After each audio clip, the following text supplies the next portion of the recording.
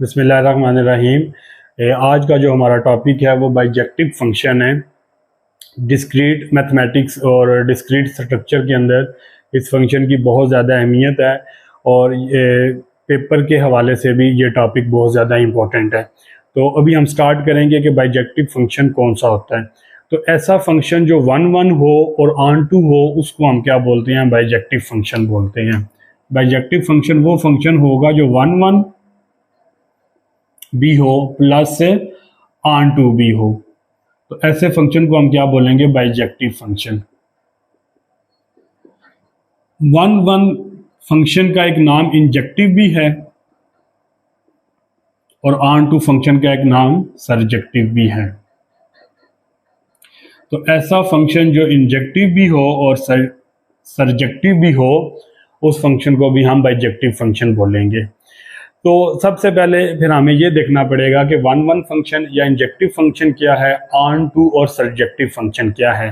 ऐसा फंक्शन जो 1 1 भी होगा, ऑन टू भी होगा, फिर वो बाइजेक्टिव फंक्शन होगा। तो इसीलिए हमें सबसे पहले 1 1 फंक्शन को समझने की ज़रूरत है। तो 1 1 फंक्शन के लिए 1 1 या इंजेक्टिव फंक्शन को हम कैसे डिफाइन करेंगे इसको ज़रा आप देख लें। लेट्स सपोज आपके पास दो सेट हैं। एक सेट आपके पास x है और दूसरा सेट आपके पास y है। सेट x में एलिमेंट हैं a b c d और सेट y में एलिमेंट हैं 1 2 3 4। और ये जो फंक्शन है ये सेट x से लेके सेट y तक है। इसको मैं यहाँ पे लिख सकता हूँ, जो f फंक्शन है वो सेट x से लेके सेट y तक है। अब यहाँ पे मैं अपने पास एक मैपिंग ड्रा कर लेता हूँ कि A1 को मैप कर रहा है, B2 को मैप कर रहा है, C3 को मैप कर रहा है और D4 को मैप कर रहा है। ये मैंने अपने पास से अपनी आसानी के लिए एक मैपिंग ड्रा कर ली है।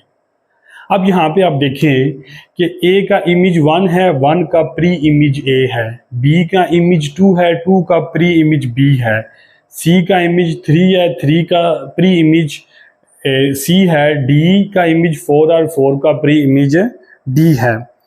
तो ये जो मैंने करस्पॉन्डेंस जो ड्रा की है इसको हम बोलेंगे 1 1 या इंजेक्टिव फंक्शन। अब देखें इसमें इसको 1 1 इसीलिए किया, इसीलिए बोला जाता है कि A है तो उसका आगे A की इमेज है, B है मतलब हर एलिमेंट की एक एक करस्पॉन्डेंस है। इस वजह से हम इसे क्या बोलते हैं? 1 1 फंक्शन बोलते हैं। और ये वर्क कैसे करता है इसको हम ये लिख देते हैं। ए था, ए के ऊपर फंक्शन ऑपरेट हुआ और आउटपुट आ गई 1। बेसिकली इसे इनपुट भी कहते हैं और इसे आउटपुट भी कहते हैं, इसे डोमेन भी कहते हैं, इसे को डोमेन भी कहते हैं और रेंज भी कहते हैं। इसी तरह बी को आपने इनपुट दी, फंक्शन ऑपरेट हुआ, आपके पास आंसर 2 आ गया। इसी तरह सी के ऊपर फंक्शन ऑपरेट हुआ, आउटपुट 3 आ गई और डी के ऊपर फंक्शन ऑपरेट हुआ तो आउटपुट आपके पास क्या आ गई? 4 आ गई। इस तरह से जो मैपिंग होगी उसे हम क्या बोलेंगे?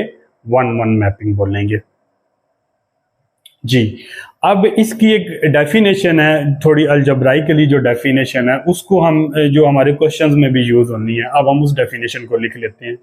वो डेफिनेशन हमारे पास क्या है कि if f of x1 is equal to f of x2 then x1 is equal to x2। तो हम हमारे पास कोई फंक्शन गिवन होगा और हमने चेक करना होगा कि वो 1 1 है या नहीं, तो हम इस डेफिनेशन का इस्तेमाल करेंगे या इस थ्योरम का इस्तेमाल करेंगे कि हम f ऑफ x1 और f ऑफ x2 को बराबर रख लेंगे और इसको सॉल्व करेंगे। अगर हमारे पास आंसर ये आ जाए, x1 और x2 बराबर आ जाएं, तो फिर हम कह देंगे कि ये फंक्शन क्या है? 1 1 फंक्शन है। अभी हम एक एग्जाम्पल करते हैं और एग्जाम्पल की मदद से हम समझते हैं कि ये 1 1 किसी भी फंक्शन को आपने चेक करना है वो इंजेक्टिव है या नहीं, तो वो किस तरह चेक होगा।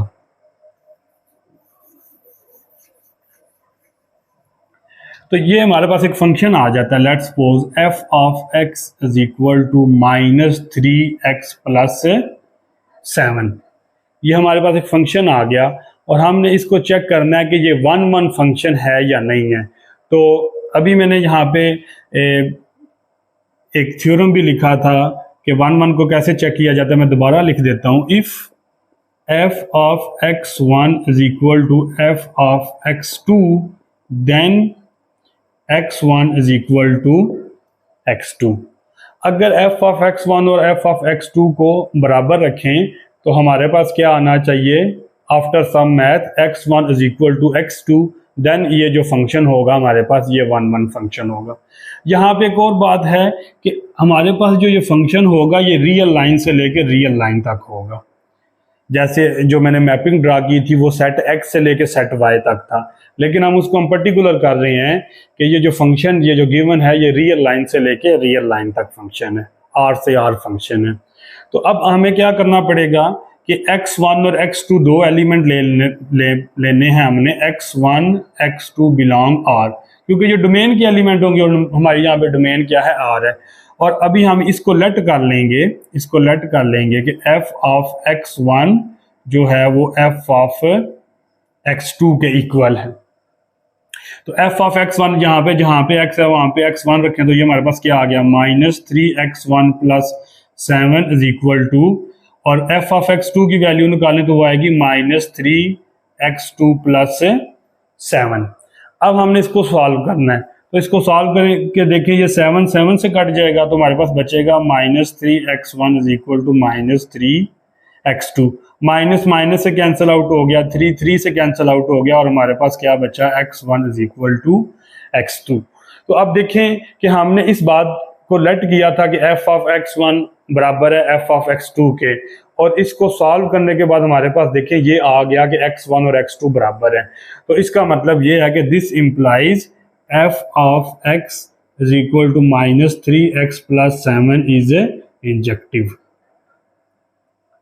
तो इसका यहाँ से ये मतलब निकला कि ये जो हमारे पास गिवन फंक्शन था ये क्या था, ये इंजेक्टिव फंक्शन था। अब इसी तरह हम एक और एग्जांपल लेंगे जिसमें हम ये देखेंगे कि फंक्शन हमारे पास इंजेक्टिव नहीं हो। तो एक और एग्जांपल से हम चेक करते हैं